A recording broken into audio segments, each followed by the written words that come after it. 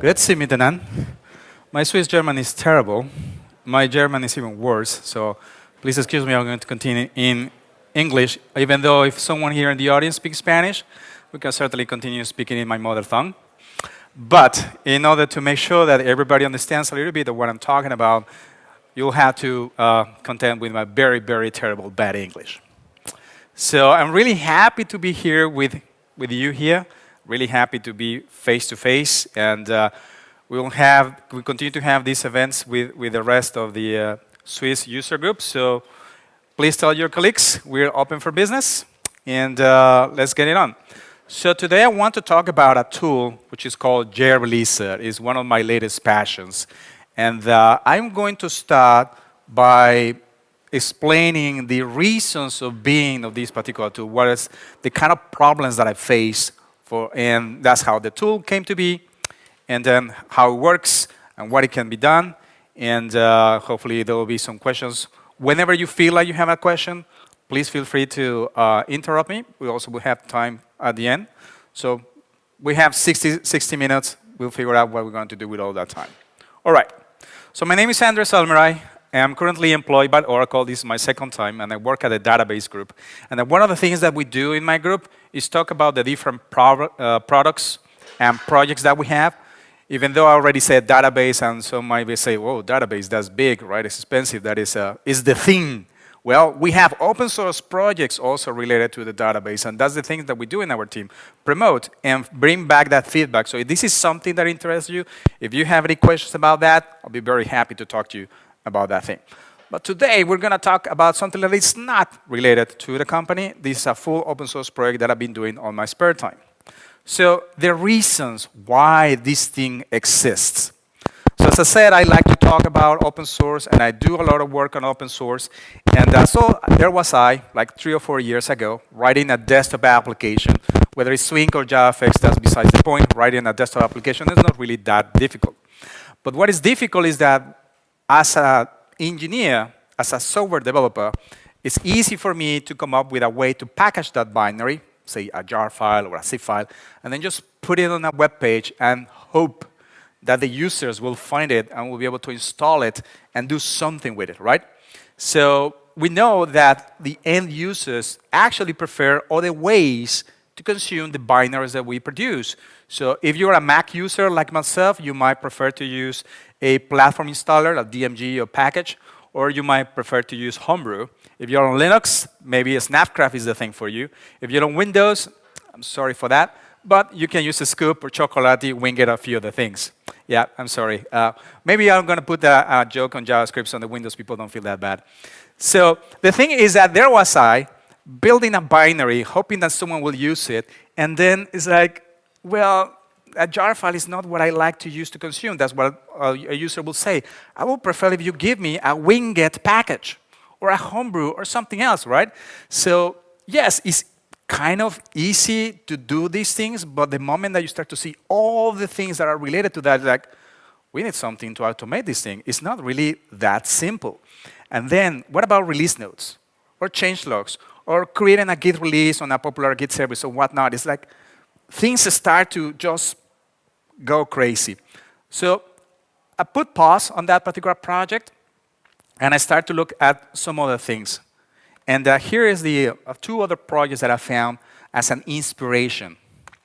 So on one side, there's JReleaser, and another side is Jbam. So I also dabble into writing code in Go. And I wrote a utility, a command line utility that lets you bootstrap Maven or Gradle or Jbam or Bach or even Ant. Yes, there are still people in 2021 using Ant. And so this tool knows how to build the thing. It's an interesting command utility. That's what I want to say. But I needed to publish this thing. So there I was facing the same issue. How do I package this thing so that the users will be able to consume it? Well, it turns out that JReleaser does that. And JReleaser not only creates a Git release on GitHub, but also calculates checksums, can sign the files with a PGP signature, and do a lot of things. Exactly what I was looking for Java, except it only works for Go. And then again, the Jbam Project, which is the best CLI tool that you ever find in Java, except for JReleaser, of course, Well, if you haven't not seen Jbam before, do yourselves a favor and use it. It's kind of like JShell with steroids. If you want to run a single source file with dependencies, JShell can't do that, but Jbam can. You can launch jar files. You can do a lot of things with this thing. So the author, Max, decided that it was a good idea to make sure that that particular binary will be consumable by many people, by many users, whether you want to use Linux, Windows, or Mac with Homebrew, or Scoop, Chocolate, whatever it is. If you have a particular way that you prefer for consuming your binaries, the Jbam should follow the same thing. So he pretty much did what JReleaser does for Java, but just for Jbam, using Gradle scripts and Bash scripts and a lot of things. So it works, but it's not portable. It only works for Jbam. So there was one night when Max and I were talking and said, what if there was a tool that did what Jbam did for itself, but for every other project? What if that tool followed the same ideas or concepts like JReleaser, but it works for Java? And that's how JReleaser came to be. So what it is, JReleaser? Basically, you continue to use the tools that you use already, so Maven, Gradle, Ant, or what have you, to create the binaries. It's a jar file, a zip file, a native executable, whatever it is that you're currently producing.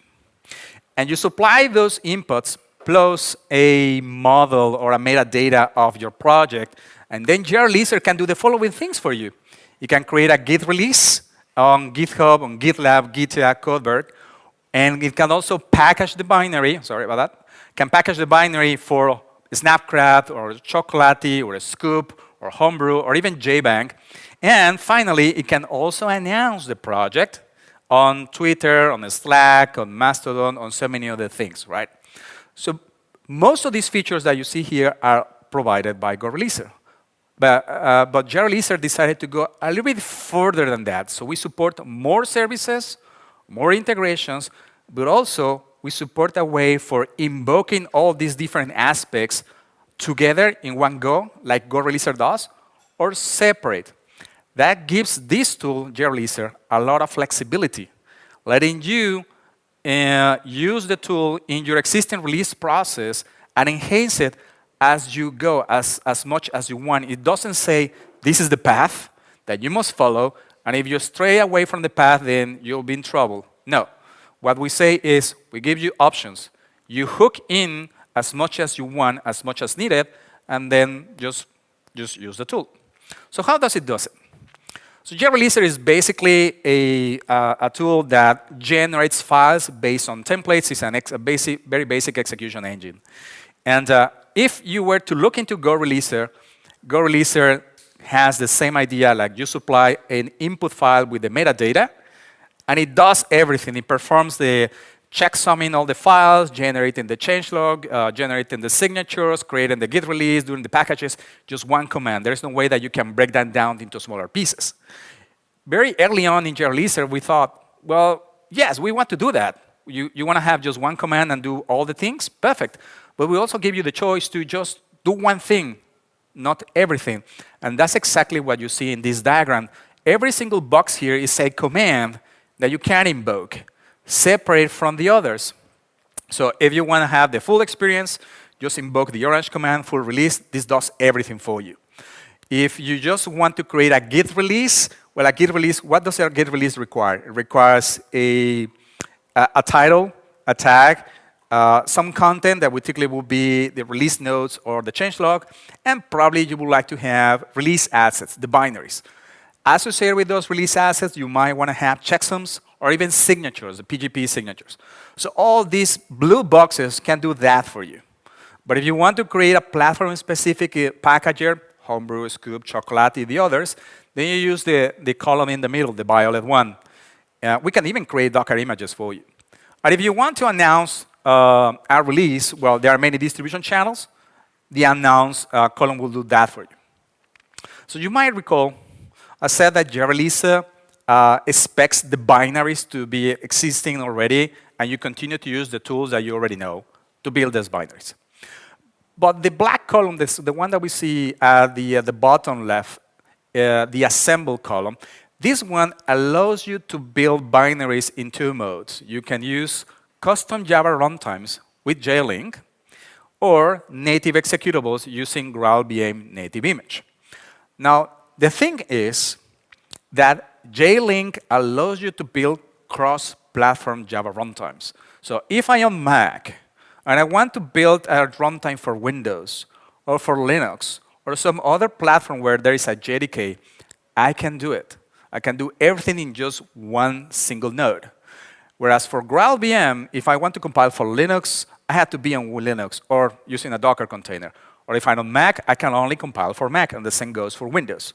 So what we do in this fourth column, the black box, is giving you the option to create cross-platform Java runtimes with JLink. Very simple, very easy. Or create those native executables with GraalVM. If you are already using a Spring Boot or Quarkus or Micronaut or any other framework that provides a specific support for GraalVM, continue to use those things. And if you are not using GraalVM and you're interested in, well, there is the GraalVM Maven plugin or Gradle plugin or JReleaser as well. Questions so far? All right. Tell me if I'm speaking too fast, because I get very excited about these things, and then I start to speak much, much faster. So in terms of integrations, these are all the different services that we have access to right now. So if you want to release, you can release to GitHub or GitHub Enterprise. You can release to GitLab or GitLab Enterprise. You can release to GitLab because you're running your own instance, or you can release to Codeberg, which is a free option for running GitLab on the web. And if you are not running any of this, if you happen to be running Bitbucket or Azure DevOps, something else, you can still have access through the generic Git interface that we offer. But you won't have access to the full gamut of options. So Bitbucket doesn't have the concept of releases as GitHub does. Azure DevOps has a different way to do releases. So eventually, we hope to get full support for these services, but for now, you might need to use generic Git. If you are using GitHub, GitLab, or GitLab, then we have full support for releases, so you'll see the release assets. But even if you do, and you want to see the binaries posted to some other services, for example, J for Artifactory, sure, why not? Just upload using the Artifactory option. Or if you have an HTTP or HTTPS server under your control that you wrote, something custom, that can take a post or a put call, then you can also tell JReleaser to upload the files to that particular service. And recently, we added support for Amazon S3. So if you want to put it on a bucket, sure, why not? We even create the bucket if it doesn't exist for you. If you want to supply platform-specific packagers, then we have Homebrew, which works for Mac and Linux, Chocolatey for Windows. We create Docker images. Jbam, we also support you to create a Jbam catalogs, which is the way that Jbam can find projects that can be run locally on your machine. And Scoop is like Homebrew, but for Windows. SDKman, who doesn't know what SDKman is? Everybody should know what SDKman is, right? Best way to install binaries. Well, of course, we support SDKman because why not? And finally, Snapcraft. Snapcraft works for Linux.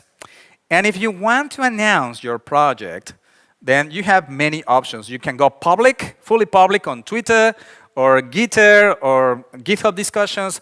But if you want to keep things private within your organization, and you can use a Slack if you want to. You can use your own instance of Mattermost, or you can have any incoming webhook. If the solution that you currently use to talk to people is not listed here, but that solution supports webhooks, just go with that one. And if it doesn't, then talk to us, and then we'll figure out a way that we can integrate it. So what are the inputs that you supply to JReleaser for this to work? It starts with binary distributions. These are just regular files, regular zip and tar files that follow a particular file structure.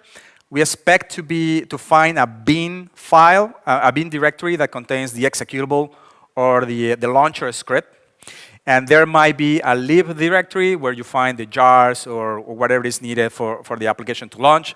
You may have supplemental files such as a license, a README, configuration files, anything that is needed for the application to run comes into that particular distribution. Maven and Gradle offer plugins to create these kind of files, so it should be very simple and straightforward to do this. And I should note now that these kind of distributions are not unique to Java. If for some reason you or one of your teammates is working with a language that is not Java, say Python, Perl, Rust, or the others, as long as you create one of these binary distributions in the same format, JReleaser will be able to release that thing for you. Or you package your application as a single jar, as an Uber jar that contains all the dependencies. Well, we support that way as well. Or, obviously, given that JReleaser creates custom Java runtimes with JLink, we support JLink distributions and GraalVM native executables as well. And finally, native packages that may or may not be created using JPackage. So what do I mean by native installers? It's a DMG or PKG for Mac, or MSI or XC for Windows, or a deb or an RPM for Linux. Whether, again, you create those with JPackage or some other means, it doesn't matter. JReleaser will be able to publish those and release those binaries. So how do you launch this thing? Well, there are a few ways. If you're on Mac, use SDKman to install this. You don't want to use SDKman? That's fine. I'm not going to judge, but you can use JBank. Or you can use Homebrew. Or you don't like any of these options? That's fine. Just go into the release page for that particular version of JReleaser and download the zip file. Now, you need a particular version of Java to run JReleaser. Don't worry, it's Java 8. Everybody runs Java 8, right? Anybody still in 7? I thought so. So, you should be good to go. But if for one reason you don't have Java installed on that system, you don't have to install it and then just run JReleaser. You can use the standalone zip version, which is a custom cross-platform JLink runtime that contains everything to run JReleaser. Just one zip file, unpack, run. No complications whatsoever. On Linux, pretty much the same options as the command, JBank, Homebrew, obviously, and three different zip files that you can launch. The universal one, for which you require a version of Java, or two standalone ones. The first one is just Linux, is for versions of Linux that are being compiled with glibc, such as Ubuntu. And the other one is for those versions of Linux that are compiled using Muscle, typically Alpine Linux. Or Windows, SDKman, JBank, Scoop instead of Homebrew. And again, download the universal zip file or the standalone zip file that only works for that particular version of Windows, but comes in with batteries included. You don't need an additional version of Java. So we have those options. Or if you're running Java 11 plus, any more recent versions of Java, who has already running 17 in production, released just a month ago? Okay, if I ask this question next year, I hope that everybody raises their hands. So you can use Java, since Java 10, you can launch a source file without needing to compile it. Off you go. So this is the same idea. This is a very trivial Java source file that knows how to locate the latest version of JReleaser or the given version that you supply as a parameter, download a jar file, and then you can execute the jar file. This particular jar file is compiled with Java 11, so that's why you need, as a minimum, Java 11 to run this thing. Okay, or maybe you don't like that. What about running JReleaser on Docker? Sure, why not? We have two options. There is JReleaser, the Slim version. This is compiled using Ubuntu as a base image. And the other one is compiled using Linux Alpine as a base image. So you have choices. You can run it on the CLI with all the things that I just mentioned, or you can run it as a Maven plugin, or as a Gradle plugin, or yes, even as a set of end tasks. We support pretty much everything that is under the sun, although I know there are a few other build tools, but if those build tools would like to join us, certainly we can also supply support for those as well. So far, you can run I've talked about how you can run it, and I think it's expected that you run it in a machine like this, your local development environment. So what if you wanted to run JReleaser on CI/CD? Well, we have guides for 14 different services already. We have explicit support for GitHub Actions. There is a JReleaser GitHub Action, very easy to use. And the Docker images that we produce already know the different things that you have to configure in GitLab CI. So they can be used as is on GitLab CI. There's nothing extra that you need to change. But if there were something that needed to be updated, well, just raise a ticket and let us know. How are we doing? Because that is enough of the theory, and we can get into the practice. Shall we? All right, so here we go. So I have for you a project hosted on GitHub. It's a very, very simple project. It's a command line tool that the only thing that it does, it prints out hello world. Fine. And I built it with Maven. Why? Because most people use Maven. And there's nothing special about this project. And if I were to look here into the commits, I don't know if you can see it very well. I'm going to make it a little bit bigger. Each commit has a particular prefix. This is a project convention. It has nothing to do with JReleaser. This is something that I chose for this project alone. But if I apply a particular convention to the commit titles or the commit body, then I can have more fun with JReleaser later. All right. So it's a bunch of commits. That's it. All right. So notice what I'm going to do. First, I'm going to make sure that I'm going to build it. This thing is already built, configured in such a way that it will generate the tar.gc and the zip file that I need. All right. So the first thing I'm going to do is ask JReleaser, which version are you? So that is the latest version, 070. You can ask SDK man to list. Whoops, that is not what I want to do. That's not what I do either. Here we go. You can see it's been a while since I've been doing this live because I make a lot of typos. So we have all these different versions of JReleaser already available, currently working on the latest snapshot to be released by the end of this month. OK, so I got the latest version of stable JReleaser. Good. And here's a project. Good.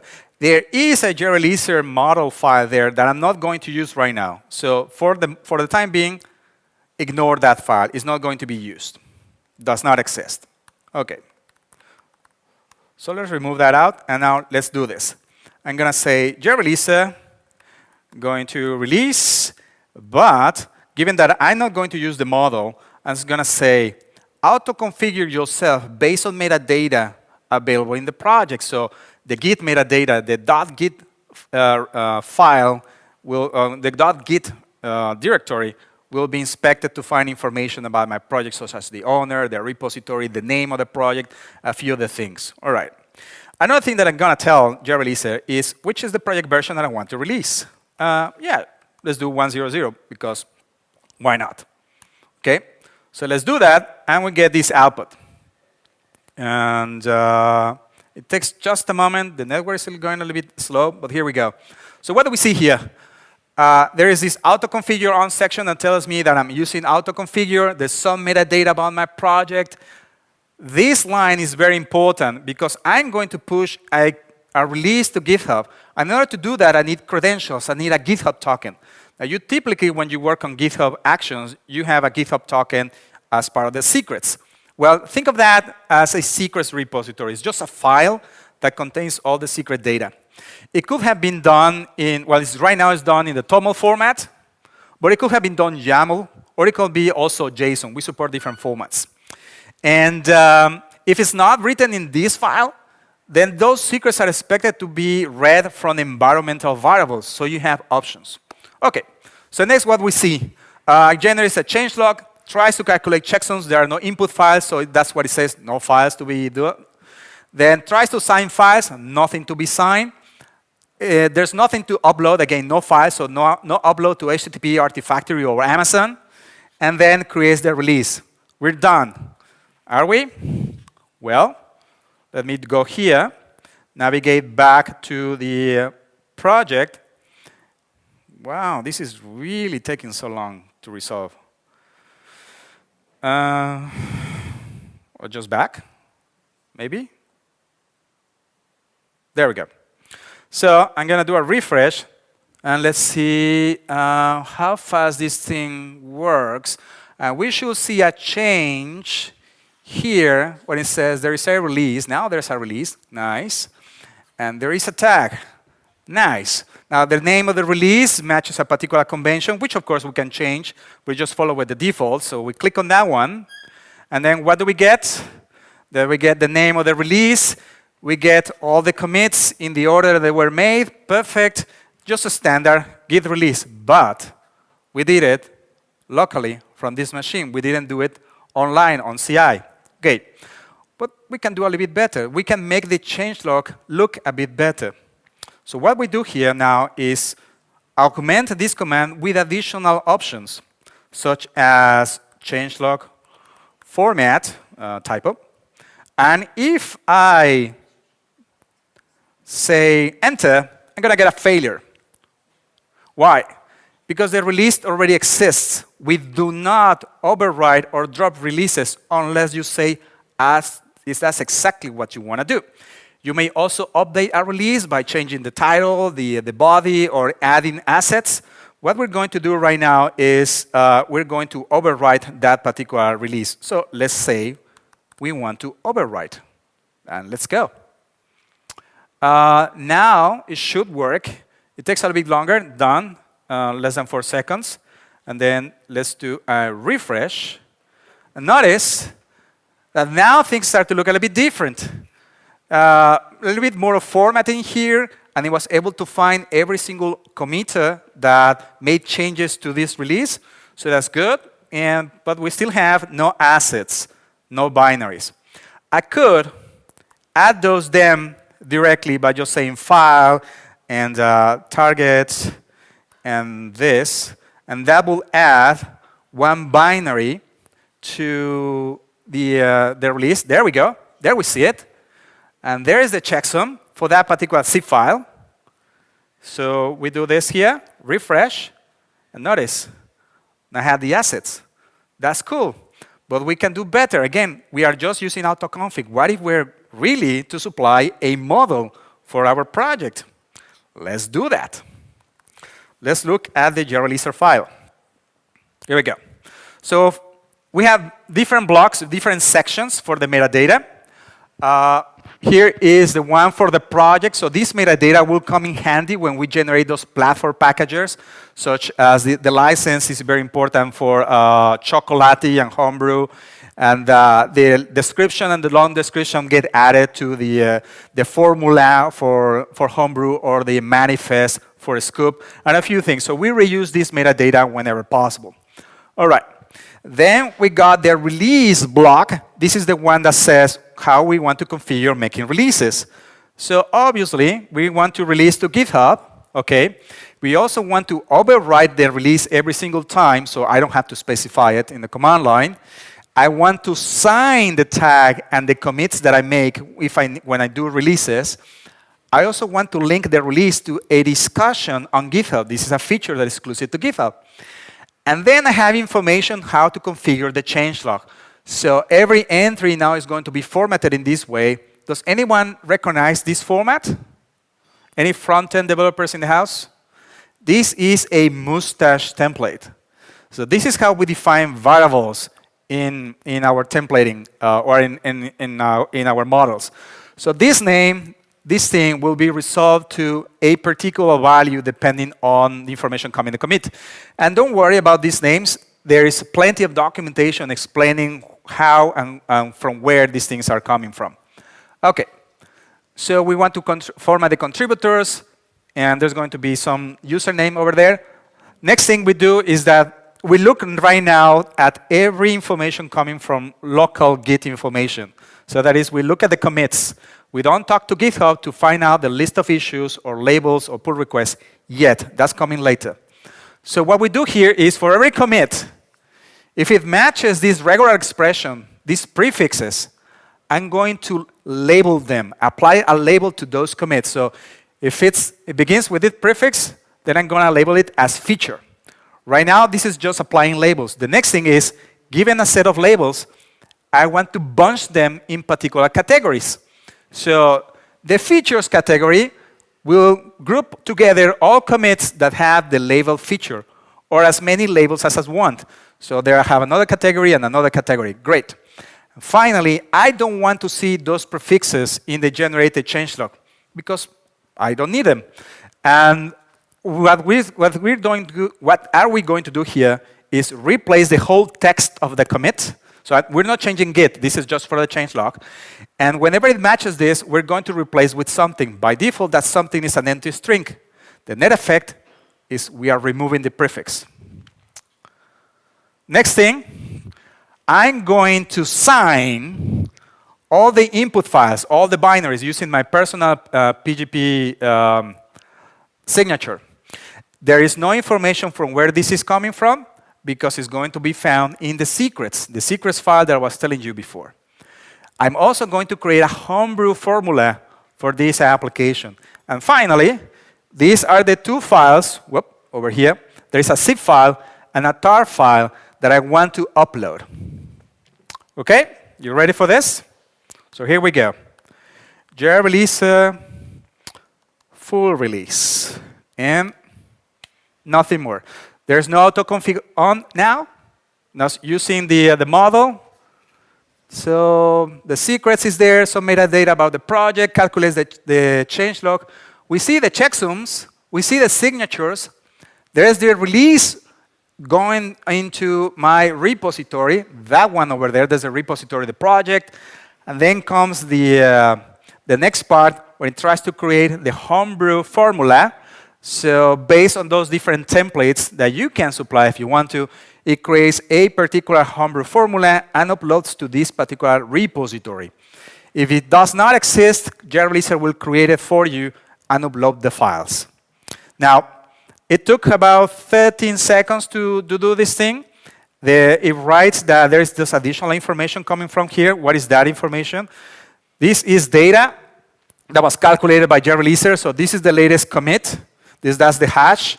The version of Java that I used to run this, the name of the project, the version with different things. So why would you like to have access to this data? If you are doing something extra with some other tool that requires this calculated information. The name of the release, the tag, and all these things can be configurable. And whether something goes wrong or not, you still have access to the full trace log of execution. So this is everything that JReleaser is doing. If you encounter a problem with JReleaser, these lines are very important. This is how I can tell exactly which particular version of JReleaser are you using. And the evaluation, the whole model is output here. I can show you the whole model also in another way. So this is everything that JReleaser is evaluating about your project. Even though we just configure a little bit, there's actually a much more thing that JReleaser is computing. And finally, there's the changelog, a little bit. And there's more information about the stuff that it's doing. So, how does this thing look like now? Refresh. And we have those categories. This is just regular Markdown. Now, all the different categories, that looks much better. Notice that the prefixes are no longer visible. We remove them. And here's the list of contributors, and there is a username there. I was able to match it. And the assets. And what is that? There is a button that says Join Discussion. Click on that one. And we are moving to the Discussions tab where we see the text of the release. And now you can react to it or comment on the release. This is because we added that additional thing that says discussion category name. That's what is out there. But we also released a homebrew formula, right? What was the name of the repository? Homebrew tab. We click there, and it has just been updated a few moments ago, so that must be it. And there is the formula. Here's the text of the formula. If you point Homebrew to this formula, you will be able to install this incredible application. The only thing that it does is print out hello world.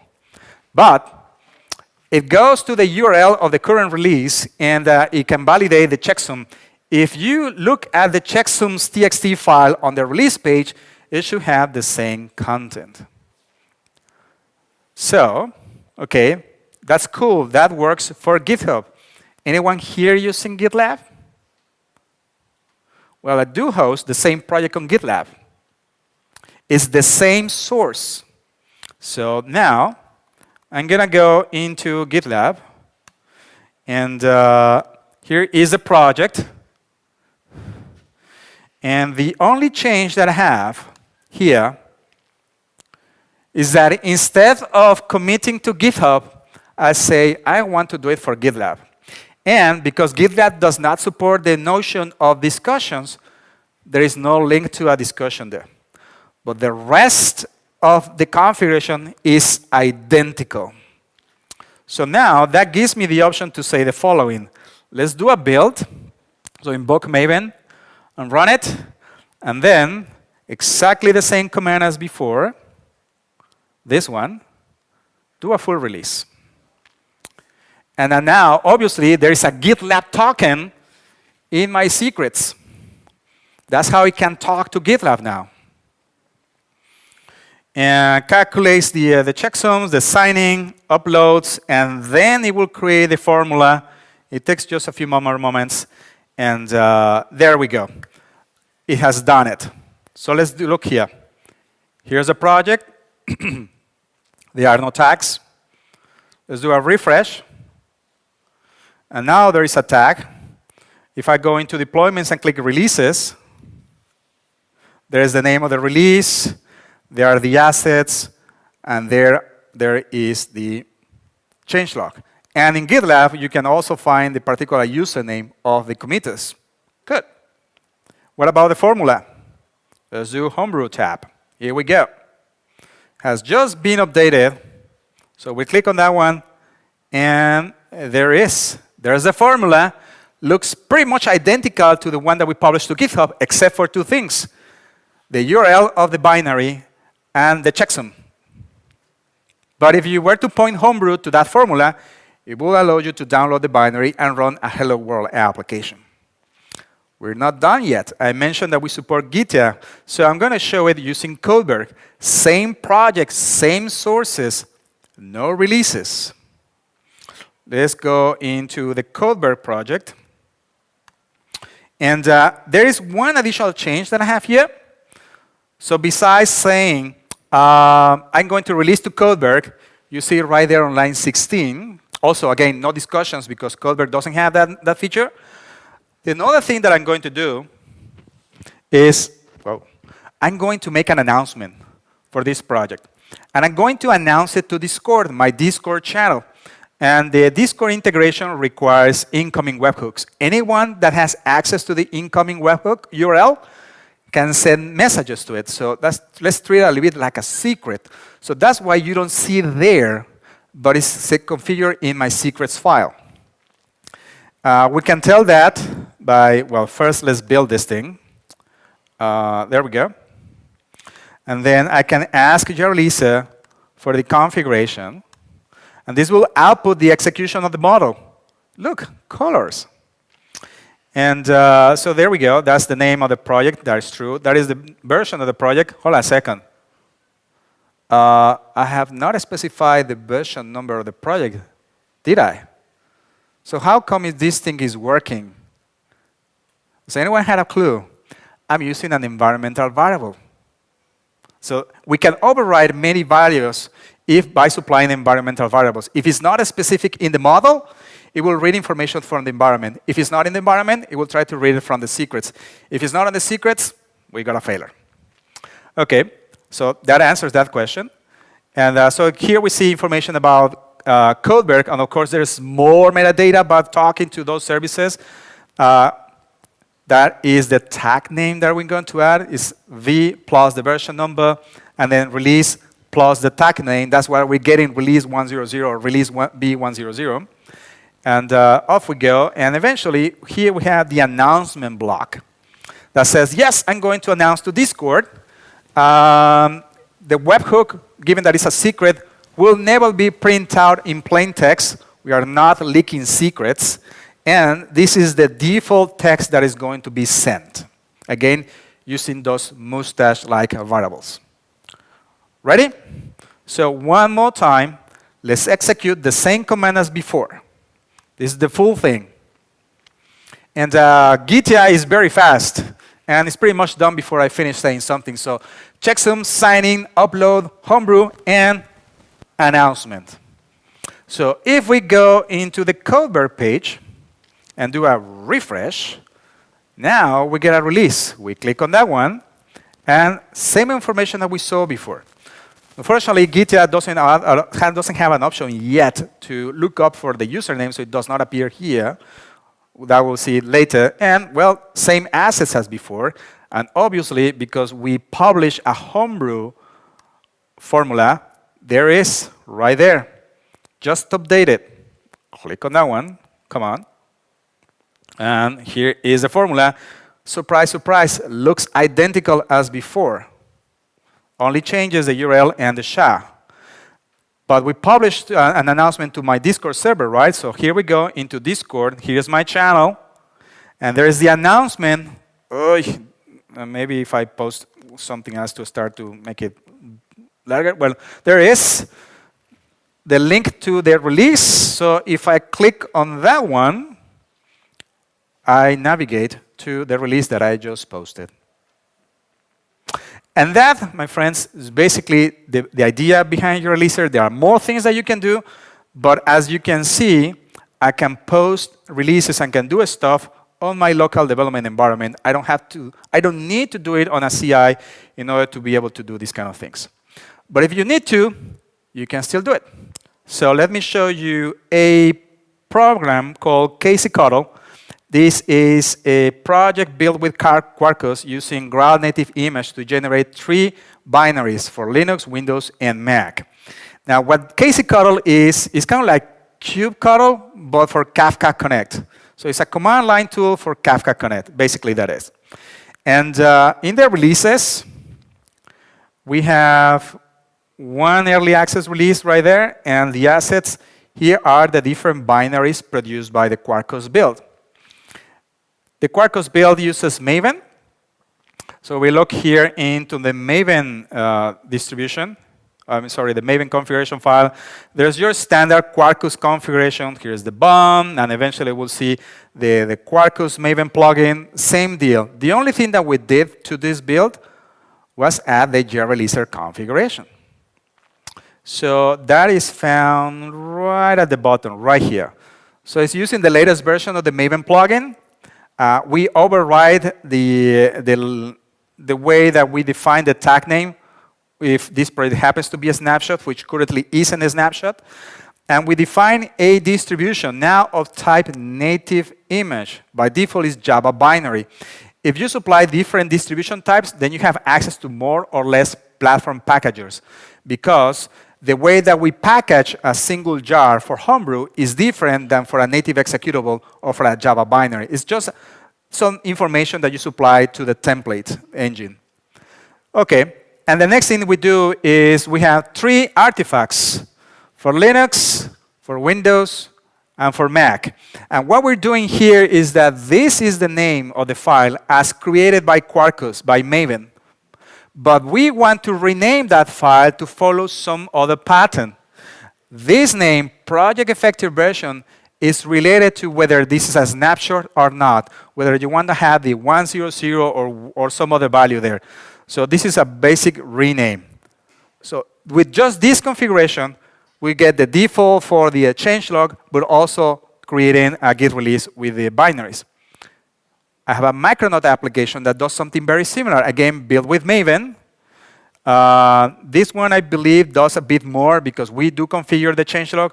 So standard Micronaut application, the only thing that we do is somewhere at the bottom, we configure the JReleaser project, here, the plugin right there. And just like we did for YAML, there is the GitHub releaser. We saw metadata about what's the name of the tag that we want to use, and configuration for the changelog. This is almost identical to what we saw with YAML. So it's a bunch of XML code, but it's the same configuration. And somewhere there at the bottom, there are 3 artifacts. In this case, we are not renaming artifacts. We are not transforming them, but it looks very similar to what we saw previously with the Quarkus build. So what happens is that now we can create a release that looks like this with those binaries. And it so happens that this particular project, I did the release on CI. We can tell by looking at the actions, and here it is, the early access release. This release builds in 3 different nodes, so Windows, Linux, and Mac, creates the binaries, and then combines everything and puts them and releases them using JReleaser. And here we go. That is the execution of JReleaser on Maven. So if I were to show you the workflow, the only thing that we need to do is trigger a particular Maven module, a goal, and that's it. In this case, it's right there. Oh, come on. It's right here at the bottom. I activate a profile so that JReleaser configuration is enabled at the root. That's the way that I like to have this project configured. And then invoke a specific JReleaser goal for a Maven module. And we're done. You want to do this with Gradle? Easy. Instead of using a Maven module, just specify the JReleaser task. It's called JReleaser full release as well. You want to know more about those things? Not a problem. Go into JReleaser.org, click on Get Started, and you see the whole documentation how you can use the command line, which is the thing that I showed you today. You want to use Apache Maven? Sure, why not? There you see the configuration for the plugin eventually right here, very similar to Quarkus and Micronaut, or it's Gradle, or it's Apache. You want to know everything that is to be known about those tools, click on Tools, and let's see, Maven plugin. And these are the sets of all the different goals that you can invoke for Maven. And for Gradle, here are all the different tasks that you can invoke. Or is the CLI, here are all the different commands. They have the same names. So it's very easy to move from one another. Would you like to know about the different configuration options that you have? For example, if you want to announce to a Twitter, well, here we go. These are the different options, and it's giving you the configuration in YAML. Don't like YAML? Fine. Use TOML, or JSON, or the Maven DSL, or the Gradle DSL. Every single snippet of configuration in this website is provided in the 5 different formats. So it's easy to copy and paste from one another and do the adapt those things. There are also ready-made examples on how you can do these things. And in case you were wondering, JReleaser is a CLI tool, a Maven plugin, and a Gradle plugin. And it certainly needs to make releases of its own, right? Does JReleaser use JReleaser to release itself? Yes, it does. Here is, you click on JReleaser, and every single release that we have posted uses JReleaser to configure itself. So we have a wait for we have a convention for our changelog, and here are all the assets, and the cross-platform JLink, native images, and everything else is generated by JReleaser itself. So that's how we get all these things. And you notice that this has this name, Release Early Access. And the tag name is Early Access. And for a final release, the release has a different name of the tag, and the tag is different, and the names of the files are different. Even so, these things are different. They are controlled, they are managed by a single source file. The JReleaser configuration is able to detect whenever you want to make a snapshot release or early access, or a final release, and it can switch with one mode and the other. It can tell that if you want to use Twitter announcement for a final release, but to skip it for a snapshot release.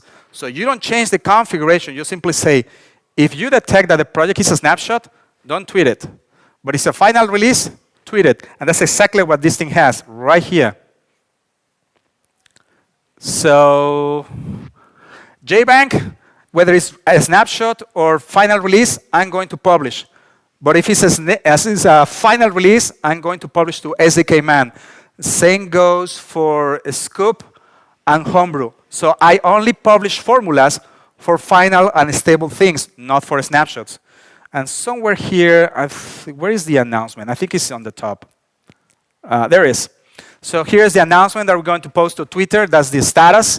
But only tweet it when there is a final release, when it's a stable release, not when it's a snapshot. So that's the thing that we do. All right? So we're almost done. So what is coming on in the future for this tool? I may have said a few things already. We have more Git services coming in the future. Apparently, Bitbucket is still popular. I did a poll, a Twitter poll a few weeks ago when I asked about what is your preference for Git services. We got like 1,500 or so answers. 20% of the people, more than 300 people say, we still use Bitbucket. So I guess it makes sense to support this. Or maybe it's Azure DevOps, or maybe something else like Amazon Code Commit. We do support uploading to Amazon S3 for the next version, for version 08. But maybe you would like to release to an Azure bucket, or maybe it's OCI, or whatever else, any other cloud provider. We may be able to support it. And just like we did for JLink and Ground, being able to build certain binaries with JReleaser, we may be able to do the same thing with JPackage. Because some of the metadata that goes into the JPackage settings can be reused from the same metadata that you already have to have for the JReleaser model. So I have a few resources. You have seen the website, JReleaser.org.